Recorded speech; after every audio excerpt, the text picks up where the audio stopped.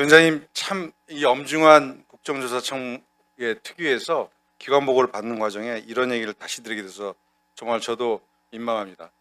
아까 윤건영 의원 관련돼서 윤건영 의원이 조현옥 증인에게 직접적으로 본인 보좌관뿐만 아니라 본인이 쉬는 시간에 조현옥 증인이 찾아와서 항의하는 그런 일이 있어서 이 문제에 대해서 위원장님께 분명히 경고해 주실 것을 요청했는데도 불구하고 위원장님께서는 시간을 좀 끄셨어요. 그리고 여기에 대해서 위원이 그렇게 들었으면 그것은 위원장님께 인정해 주셔야 된다고 생각합니다. 제가 조금 오후가 돼서 차분해져서 저녁 시간 전이어서 제가 아까 신상 발언했습니다만 한 가지는 좀 위원장님께 부탁을 드리고 싶습니다. 왜냐하면 국민의힘에서 공당의 대변인 논평으로 저에게 특위위원을 사퇴를 요구하셨어요. 이 문제가 아직 해소가 안 됐습니다. 제가 지금 여기 앉아 있습니다만 국민의힘에서 저한테 특위위원을 사퇴해라. 왜? 쌍욕을 했기 때문에 라고 대변인 공식적으로 논평을 냈고 또 원내대표께서 실제로 원내대표단 회의에서 그렇게 얘기를 하셨습니다. 양심이 있어야 된다라는 표현까지 하시면서 제 인격을 모독하셨는데 전 다시 한번 말씀드립니다. 위원회의 의사와 관련돼서 관리는 위원장의 책무입니다. 맞죠? 위원장님? 그렇다고 하면 오늘 기관보가 끝나고 내일 저희가 현장 답사하겠지만 이제 곧 청문회도 하겠습니다만 적어도 위원회가 끝나기 전에 사퇴 요구를 받은 위원회에 대해서는 이 명예와 관련돼서는 분명히 해주셔야 됩니다. 그래서 저는 지금이라도 속기과에서 가지고 있는 작은 저 검문 녹음기에 들어있는 정본, 속기과에서 정말로 해독한 그 원본을 위원장님께서 다 따시기 뭐 하시면 위원장이라 들으시고 그리고 정리해 주셔야 된다고 생각합니다. 그것이 사퇴 요구를 받고 있는 위원회에 대한 적어도 위원장님의 책무다 이렇게 생각합니다. 네, 의사진행 발언 끝나셨죠? 예, 그 발언 문제에 대해서는 여야 간사 간 협의 또 절차에 따라서 논의 중이다라는 말씀을 드리고 조현욱 증인에 대한 것도 저희가 대화 여야 간사 간 협의가 있을 겁니다. 그래서 저녁 식사 후에 보충 질의 때 그 기회가 있을 것으로 보고 있습니다. 그러면 우리 이기현 의원님 질의해 주시기 바랍니다. 네, 허철은 전 중앙선관위 사무총장께 질의하겠습니다. 예. 21년도에 지방직 공무원들이 대대적으로 선거 사무 거부 운동 벌인 거 알고 계시죠? 예. 21년도에 무슨 직책에 계셨습니까? 21년도에 중앙위원회 예, 기획조정실장. 기획조정실장이요. 당시 공무원들이 왜 그렇게 저항했다고 생각하십니까? 아마 그 투표 당일날 일찍 출근해서 밤늦게까지 근무해야 하는 어려움, 그 다음에 거기에 대한 보상이 적은 부분 여러 가지가 좀 종합적으로 작용했다고 생각합니다. 그렇습니다. 잘 알고 계시네요.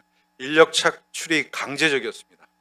업무에 비해 수당은 적었고 그리고 업무에 대한 권한도 없었고 또 의무와 책임만이 남았습니다. 당연히 지방직 공무원들이 견디기 어려웠을 것입니다. 물론 선거 사무 위촉 동의서 받았습니다. 강제적이죠. 공무원들에게는 그냥 이례적인 서명 절차일 뿐이었습니다. 그렇게 시간이 흘러서 경무를 감당하던 공무원들 사이에서 또 이것들이 대부분 다 지방직 공무원들에게 쏠려 있었기 때문에 자발적 동의라는 것이 말로는 포장이었지만 구조적 책임은 선관위가 아닌 지방직 공무원들이 지는 것으로 실제적으로 전가된 것입니다.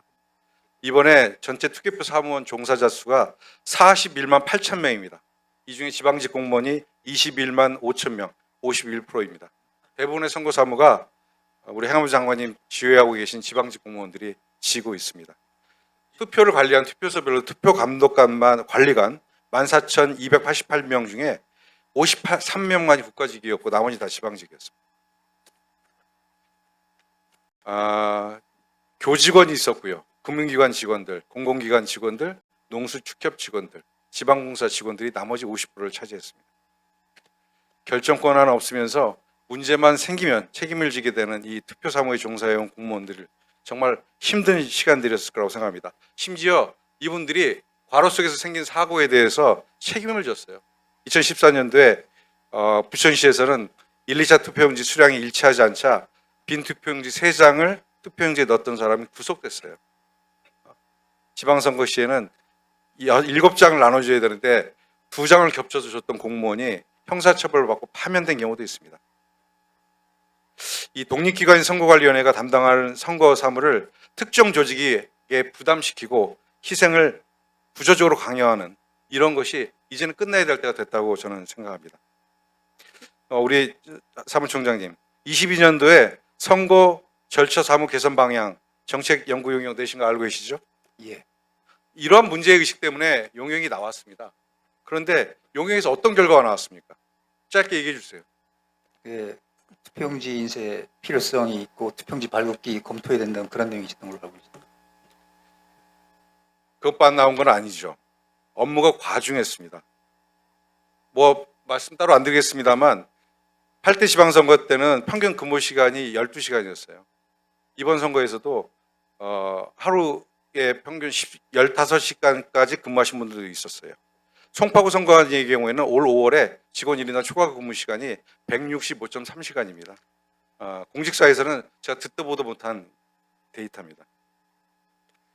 22년에 한국정당학회 의뢰에서 안정적 선거관리를 위한 선거관리 제도 개선 방안 연구를 시행했습니다. 4년 전입니다. 연구 용역하고 돈 들여서 그리고 나서 결과는 이 모양 이 꼴이 된 겁니다. 4년 후에 이런 대형 참사가 터졌습니다. 개선된 사항이 있습니까? 4년 동안? 연구 용역 이후에 제도적으로 개선된 사항이 있으면 짧게 한 말씀해 주세요. 절차 사무 투개표 사무는 이제 99년에서 관리하기 때문에 현장 의견이 중요하다고 생각을 했고, 그래서 99년의 의견을 좀 반영하려고 노력을 했습니다만 결과적으로 이런 사태가 발생하게 돼서 죄송스럽게 생각합니다. 99년회가 관리하는 것은 투개표 사무입니다. 그분들이 투개표 사무가 너무 과중하고 책임만 전가하고 선관위는 빠지는, 고위직 선관위는 빠지는 이런 문제가 제기됐겠죠. 어느 것 하나 개선된 게 없어요. 몇 가지 좀 제도 개선 말씀드리겠습니다. 보상 현실화입니다. 선거사무 수당이 지금 한 번 고정되면 계속 갑니다. 그러다 한 번 너무 작다고 하면 올려주는데 전 이건 최저임금에 연동해서 좀 변경하는 것이 필요하다는 생각이 듭니다. 매해 올릴 수 없으니까 최저임금 기준이라도 최저임금이 올라가는 퍼센테이지라도 올릴 수 있어야 된다고 생각합니다. 또 하나는 간접 업무, 선거사무에서의 간접 업무를 민간에 위탁하는 것이 좀 필요하다고 생각합니다. 저희들 아다시피 그 투표소 설치, 그 다음에 벽보 부착, 그 다음에 철거 이런 것들을 다 지방 이런 것들을 하고 있는데 저는 이거 민간에 위탁해야 된다고 생각합니다. 획기적으로 업무의 부담을 줄여야 된다고 생각합니다. 윤호중 장관님께도 묻겠습니다.